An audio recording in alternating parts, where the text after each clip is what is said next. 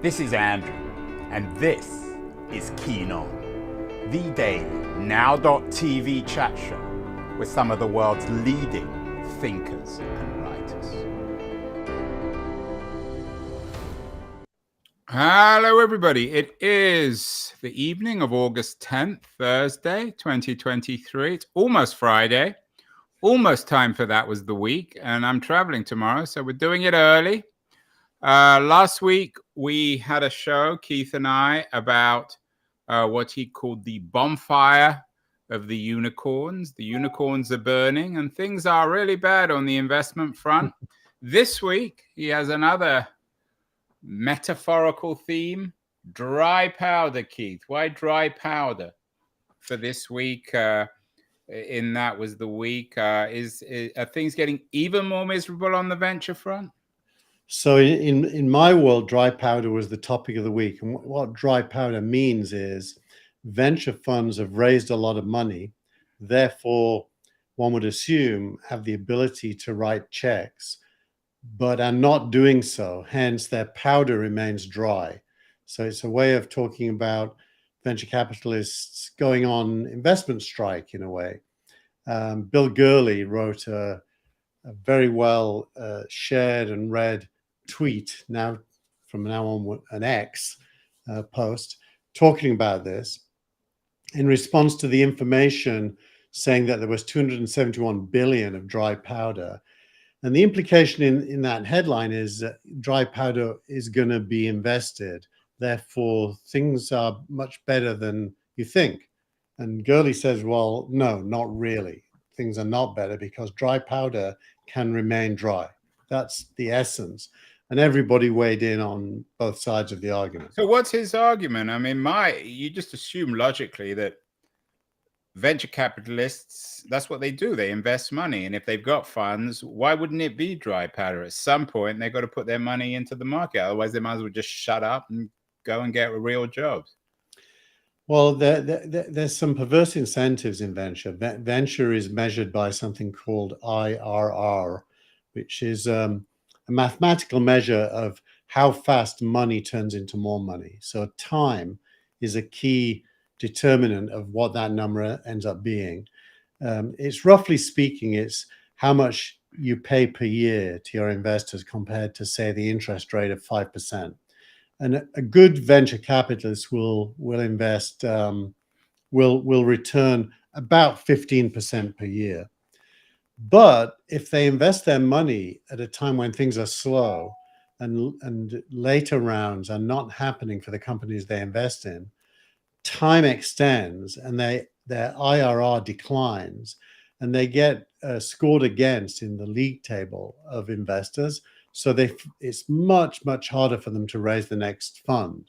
So the incentive is not to invest unless the companies they invest in are going to be invested in by other people and as fast as possible. So this is a vicious cycle. Things are getting worse and worse, and as they get worse, the logic is that they must get better. But actually, you're suggesting that the logic drives the thing down.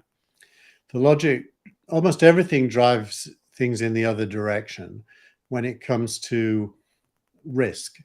Now, that doesn't mean nothing's happening. There are still really good early stage investors who are investing, although at a slower rate.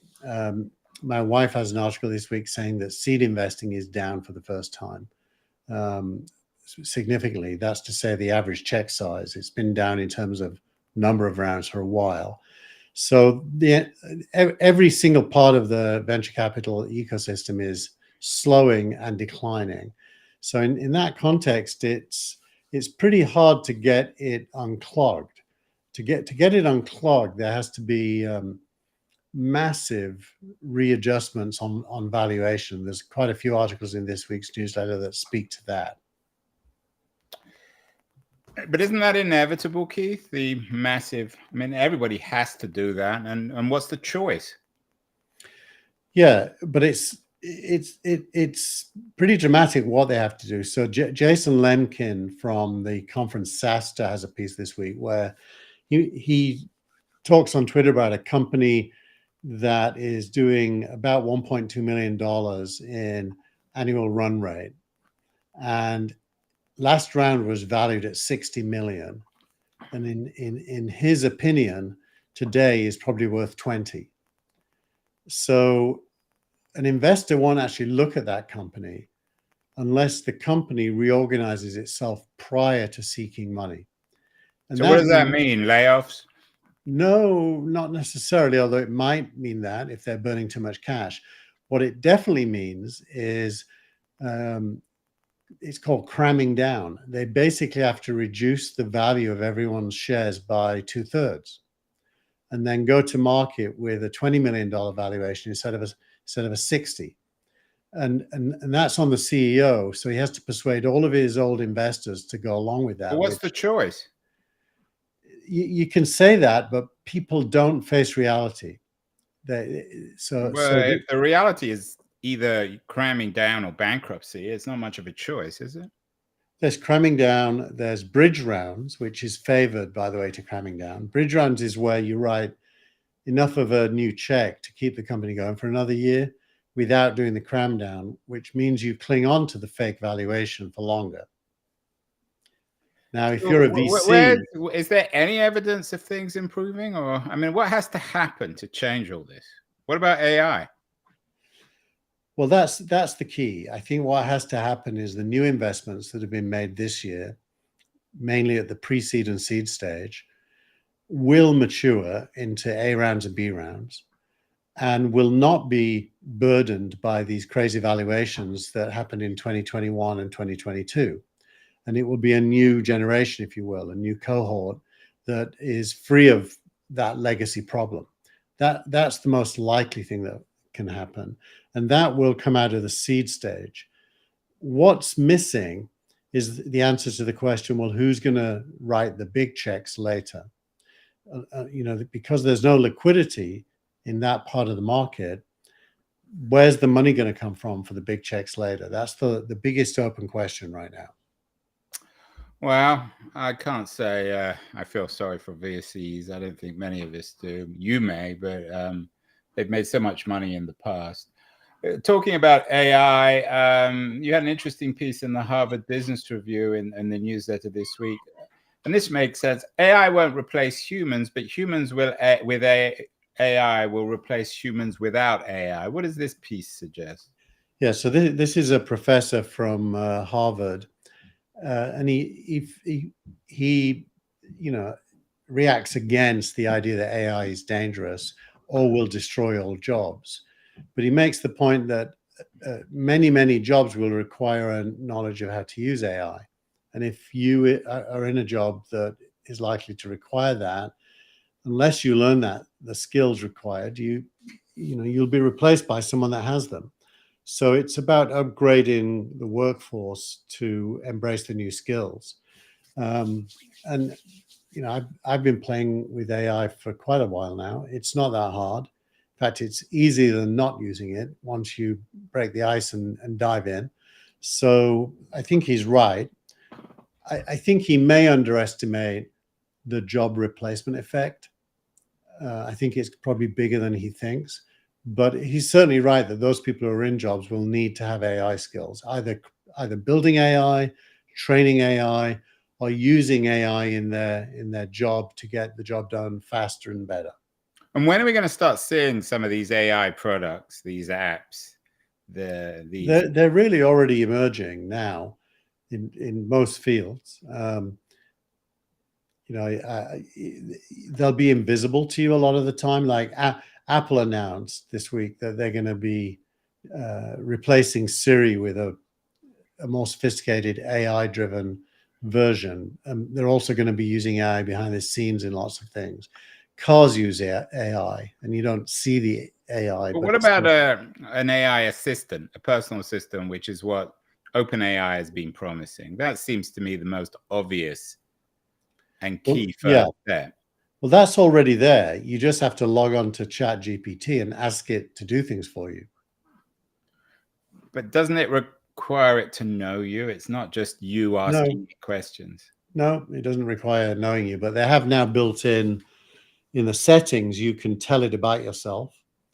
and you can tell it whether you want serious linear answers with logic or whether you want more playful answers. For example, if you're in the area of fiction, you might want that. So there are ways to teach it about you, but it'll work without that, depending on your job. And if your job is copywriting and you give it some copy, it'll edit it. If your job is I don't know, subtitles, and you give it some French that you want to turn into English, it will do that for you.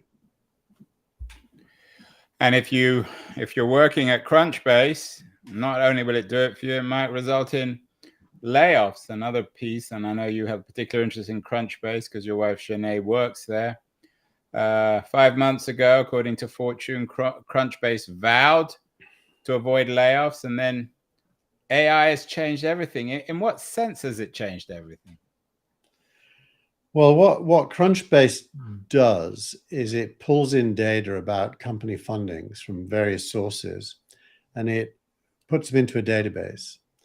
And I know that they have a lot of people, more than 100, whose job it is to make the data read well and be accurate. So obviously AI is very, very good at copy editing, and it's pretty good at writing and reading from databases.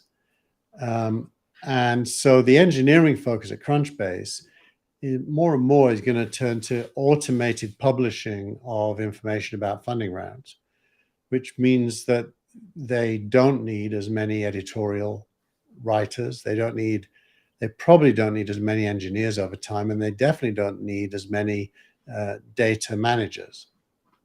Has this resulted in the same thing at your startup, Keith? You're in the similar kind of business in some ways at Signal Rank. Did you promise no layoffs, and has AI changed everything for you?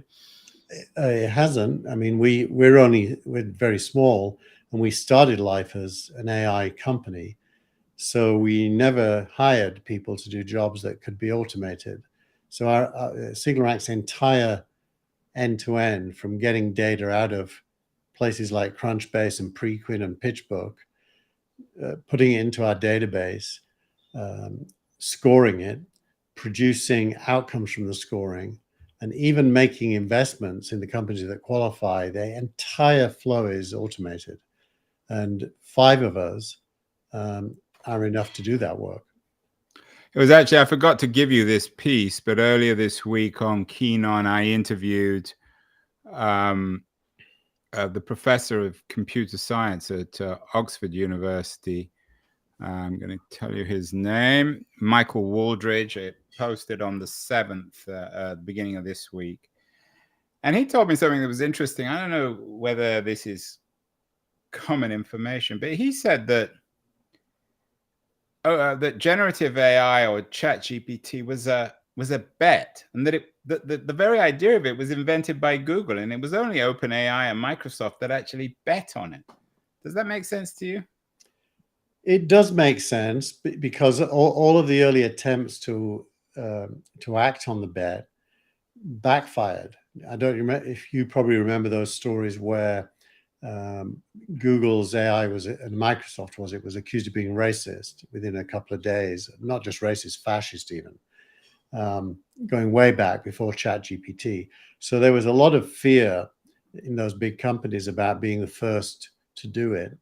And ChatGPT's bet was present inside Google. In fact, the famous scientist who left Google recently, saying that large language models were dangerous, Geoffrey Hinton was originally an architect of large language models, and has gone to the other side. Now, there is also, AI engineering is as conflicted as Christianity or religion in general, in that there are lots of different points of view that share in common some cause. And the differences, however, outweigh what they have in common, and they fight a lot. So large language models have enemies from other AI engineers, and Google is one place where that's very strong.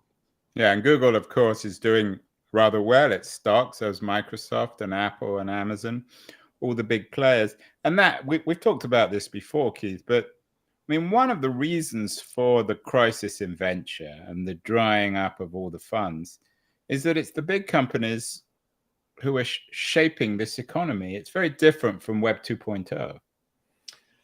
Well, that's true in, I think, data-centric machine learning models. It's less true when you look at some of the other big things happening in the world, like in biotech or attempts to re-engineer power generation from fusion. I'm doing a show on fusion, but fusion is a slightly different category, isn't it? I mean, the kind of venture that you cover and are interested in, they don't invest in fusion. Well, some of the people I know do. Sam Altman being one of them, by the way. Right, he has his own fusion startup. Yeah, so I'm trying to cheer you up, but yeah, I don't. No, you can cheer me up just by, just point out that there's still tens of billions of dollars being invested every quarter in new startups that have big ideas. But maybe we need to just rethink what a startup is. I mean, Google is and Microsoft, they're startups. They have startups within them. They're investing massive amounts of money in driving the economy forward. So whether the innovation is coming from within Google or Microsoft, especially as I suggested earlier, I mean, Google came up with the generative idea, which OpenAI bet on. So Yeah. what do we lose when the venture ecosystem withers away? If innovation is being driven now by these large tech companies. Well, I don't think you get a solution to the innovator's dilemma within the big companies. Christensen's famous declaration that it's super hard to kill your existing business. So the biggest news around ChatGPT was the threat it represents to Google search. And Google will, as Microsoft will, desperately try to make AI search enhancing as opposed to a replacement, because they depend on search for a lot of revenue. So the innovator's dilemma will never be solved inside big companies. But they know, they've all read their Christensen. They know this argument, and they understand that ultimately they need to blow some of their own businesses up. But they can't. They can't, because they're public companies. Look at Google's dependency on this little thing called CPC. It stands for cost per click. It's about 90+% of all Google's revenue comes from cost per click. So if people aren't clicking on search results to go to web pages, that business is gone. So Google has to slow down the transition from today to whatever tomorrow brings. And before it can allow that to happen, it's got to have a replacement, like HP had inkjets before they killed laser printers. They didn't just kill laser printers, they had an inkjet replacement, which was a good business. So the innovator's dilemma relies on innovation. And innovation almost always, still today, is coming from individuals who are outside of those big companies. Well, we'll have to see. I hope I can cheer you up in future shows. I'm cheerful. Your misery is catching. And other bad news this week. I was in New York a couple of weeks ago. I went to a WeWork office, and it actually seemed to be buzzing. But the WeWork news is also very bad. As a going concern, there's a warning they may not be viable in the long run. What's happening with WeWork? I mean, it's not really a tech company. I mean, it's a real estate play. Yeah, well, you remember that WeWork was taken over by SoftBank, pretty much. It then became a public company. It was in the past valued at $42 billion. Today, its valuation is about $500 million. And what it's saying is that based on the rules of accounting, it's trading insolvently or close to it and may have to file for bankruptcy. And that's because the core business is capital intensive, and the unit economics for every dollar invested, the possible profit that comes out of it is super small.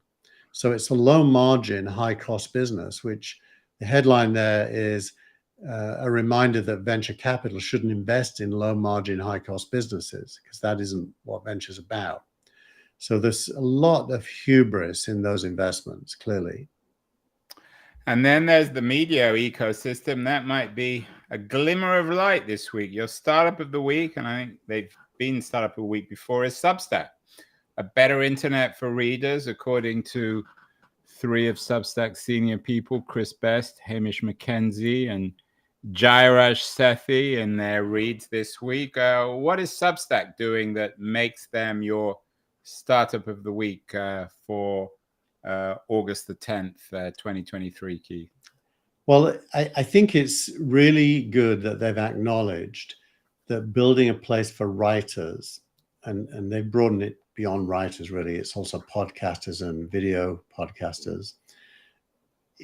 You know, that creates a potential destination for readers or viewers or listeners, but it doesn't actually build a destination. In order for it to become a destination, there has to be features that appeal to the consumers of that content. And you and me on the show, and it must have been more than 2 years ago. It was very early in the life of Substack when they announced a lot of the new features for writers. I made a point that was not well understood, which is they've got to do the same thing for readers. And now, 2 years later, they're announcing they're going to do it, which is why I made them startup of the week, because it's. But what exactly are they doing for readers? They talk about. It's clear what a Substack writer is. What's a Substack reader? They don't define it. That's the interesting thing. It's very vague. But I think the reason that they're thinking about it is that Twitter, especially, as you can now write a long piece on Twitter if you have the blue check mark, or should we say X if you're a premium subscriber, which is the new language. And so writing at length for an audience, that is not going to be enough for Substack to be differentiated. So they're going to have to do reader things. I gave some examples. For example, a lot of readers.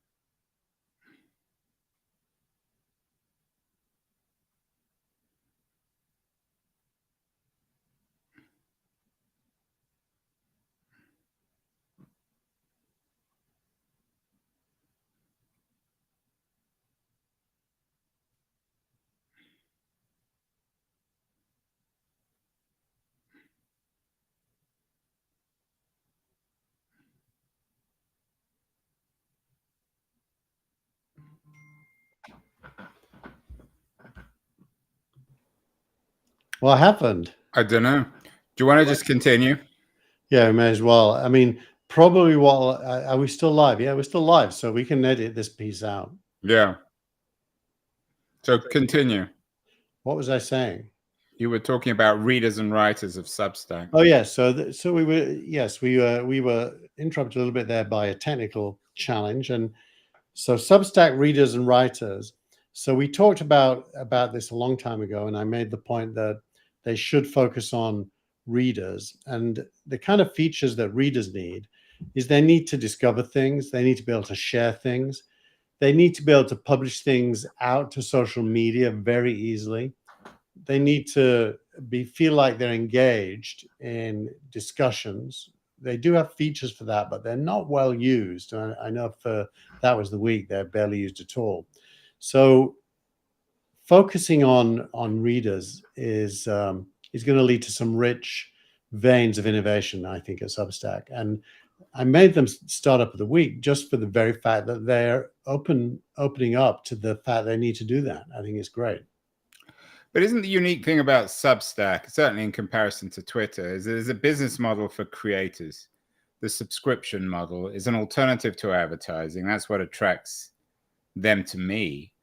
I find the advertising model, especially for podcasting, it's increasingly hard, especially in this downturn. And you don't want to litter your show with trashy ads for stuff that's either embarrassing or worthless. Totally agree. But readers think the same. I don't know about you, but and I disagree with some of my colleagues on the Gilmore Gang on this who like advertising-based video, but I hate it. I pay. Disney this week has just increased the price of Disney Plus, Hulu, and ESPN to $25 a month for the non-advertising version. The ad-supported one is, I think, $10 a month less. I would never take the lower price and get the ads. I hate the ads. So what chance do you think Substack has of defining a space which is really viable in this, what they call the media ecosystem? Well, I think it's already defined a space that's viable for let's call them, broadly speaking, creators. You watch TV and you'll see on CNBC or CNN or MSNBC or HBO, people are saying my Substack is the following.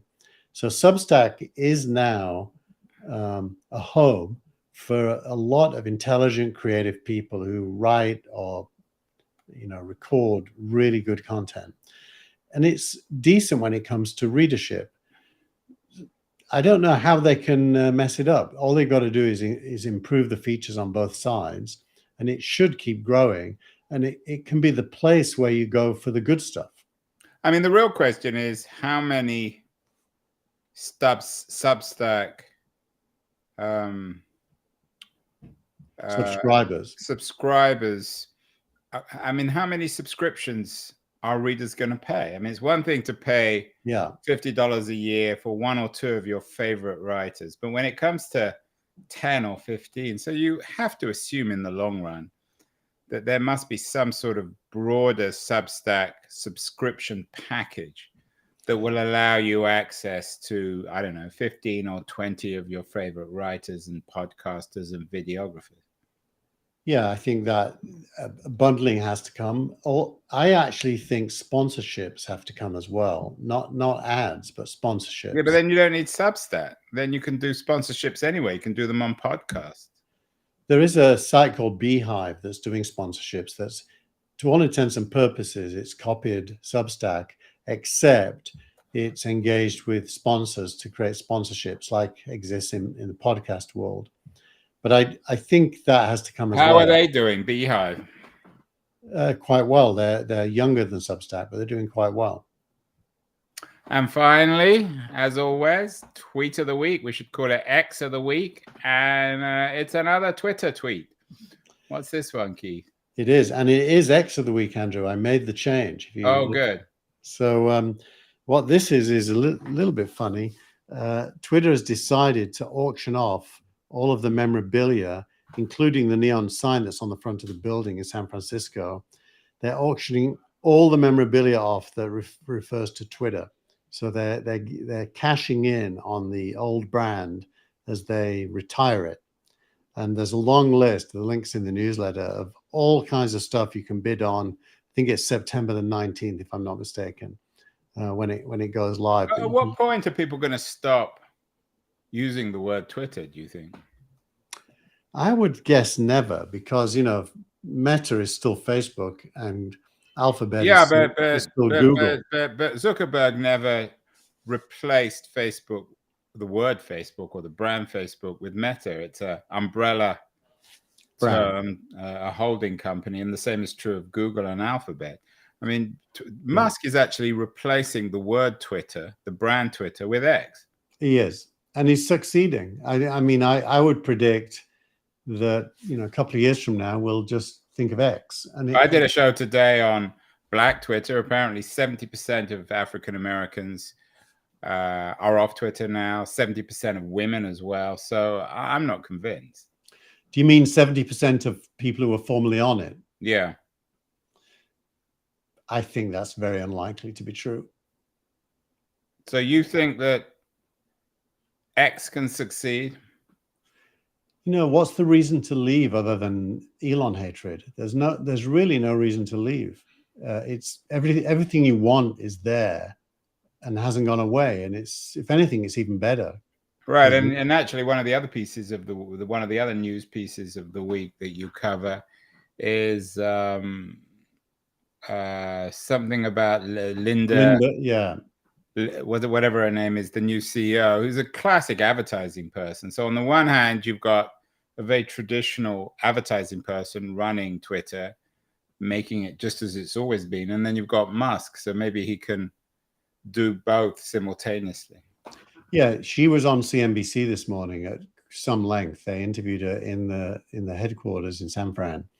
And she made the point that she's running the company and he's running next generation product development.